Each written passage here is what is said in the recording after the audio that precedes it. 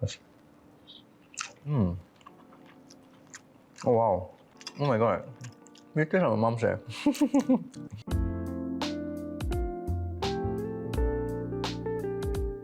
My name is Firdaus. I'm a 4th generation Orang Laut, Orang Pulau descendant, and I'm also the founder of Orang Laut SG. Today I'll be cooking Gulai Nenas Ikan Lebam, and it is a recipe from my great-grandmother.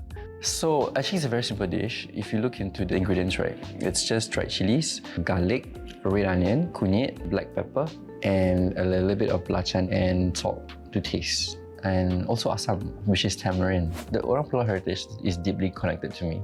I grew up in southern islands, especially Pulau Semakau, since a young age of 2. At Pulau Semakau, that's where I learned a lot of Orang Pulau heritage. And my grandparents, they were asked to leave Pulau Semakau in 1977, but they returned to the island till mid-90s before I was sent to a landfill. That was when I was exposed to island life and island culture. They brought me to Pulau Semakau, they taught me the ways of life, and they taught me a lot of fishing techniques as well, the beliefs and how to respect nature. So I think it was a very special moment for me because I felt that, you know, I was really connected to my heritage and I had the privilege to be surrounded by nature. So what we'll do first is I will make the paste. So the paste is very important. So we're gonna take the dried chili, cut it a little bit. For this one, we don't need hot water, but we can just use water to wash it. You need to wash it twice. So washing it is one, is also soaking it so that the chili will open up.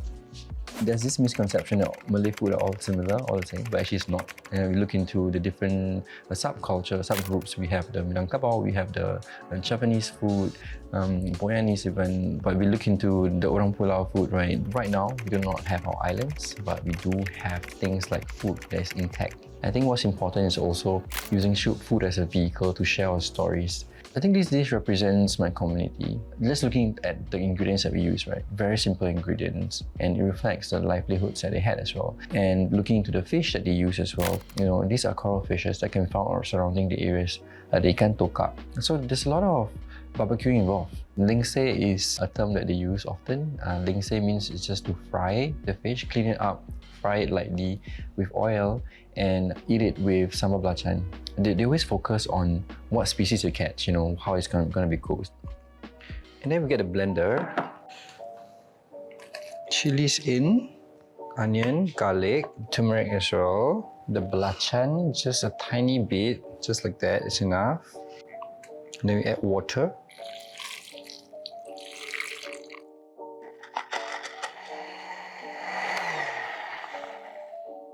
Here we are. Living on the island is not easy. If you want to live on the island, you cannot be lazy. Because if you don't work hard, you're not able to eat, you're not able to survive. And you need to know the know-hows as well. And these individuals know how to navigate the seas, navigate the shores, and understand nature as well. Pulau Semakau itself, it is not only just the island, but also the terumbus, right? The reefs.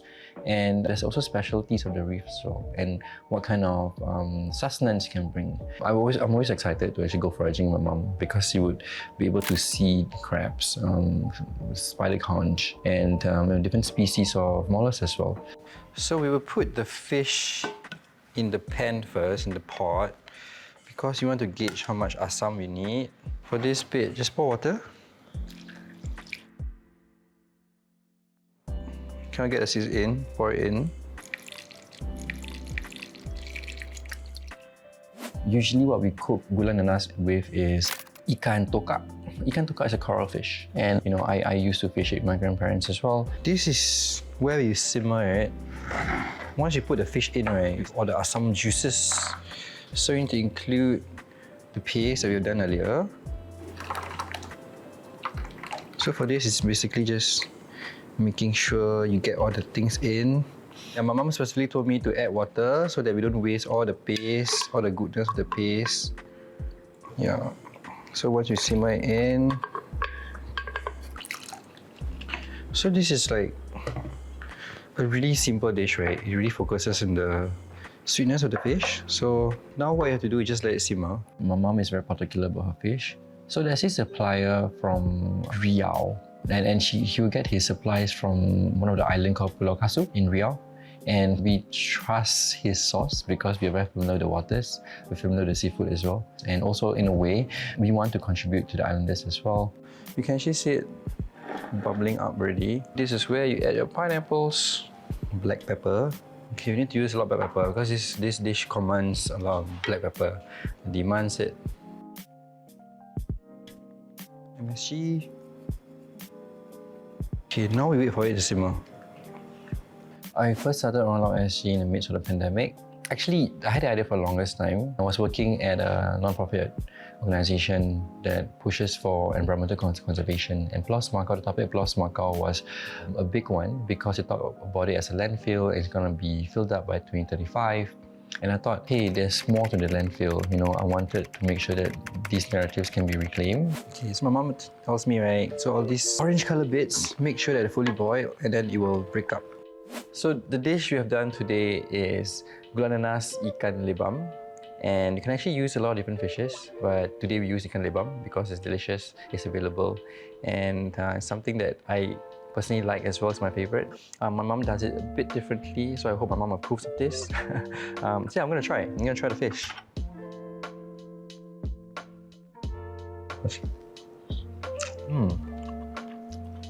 Oh wow!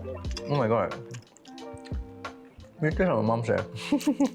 A lot of us living in Singapore, we are very detached from nature, detached from heritage as well. And you know, through Orang Laut, actually, that's what I hope to do, to bring about the traditions and livelihoods, and also pay homage to the people who used to live in Singapore, the indigenous folks who helped shape what Singapore is.